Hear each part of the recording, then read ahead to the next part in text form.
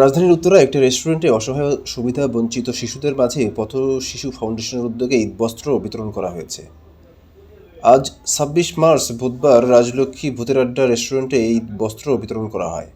এ সময় পথ শিশু ফাউন্ডেশনের চেয়ারম্যান ফরিদ আহমেদ নয়নের সভাপতিত্বে প্রধান অতিথির বক্তব্যে বাংলাদেশ পুলিশের অতিরিক্ত ডিআইজি শেখ মোহাম্মদ মিজানুর রহমান বলেন, খুব বেশি ভালো লেগেছে যেখানে সাংবাদিক এক ঝাঁক সাংবাদিক আমরা পেয়েছি। আজকের দিনটি খুবই গুরুত্বপূর্ণ। দেশের জন্য অকাতরে যারা প্রাণ দিয়েছেন তাদের শ্রদ্ধাভরে স্মরণ করছি। শিশু আল্লাহর একটা বিশেষ নিয়ামত।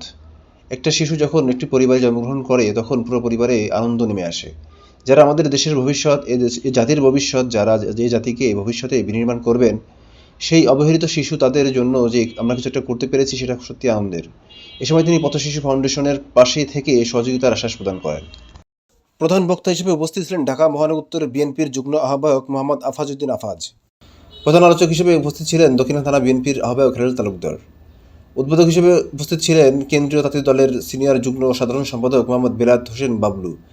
বিশেষ অতিথি হিসেবে উপস্থিত ছিলেন মোহাম্মদ রাহাত খান বিপিএম, উত্তরা প্রেস ক্লাবের সাধারণ সম্পাদক আরিফুল ইসলাম। পথ শিশু ফাউন্ডেশনের চেয়ারম্যান ফরিদ আহমেদ নয়ন বলেন, আজ আমাদের ফাউন্ডেশনের উদ্যোগে শতাধিক সুবিধাবঞ্চিত শিশুদের মাঝে ঈদ উপহার হিসেবে তাদের পছন্দের নতুন জামাকাপড় দিয়েছি। আগামী দিনে ৫০০ থেকে ১,০০০ পথ শিশুকে নতুন জামাকাপড় দিয়ে তাদের মুখে হাসি ফুটিয়ে তুলব। নজরপিডি, ঢাকা।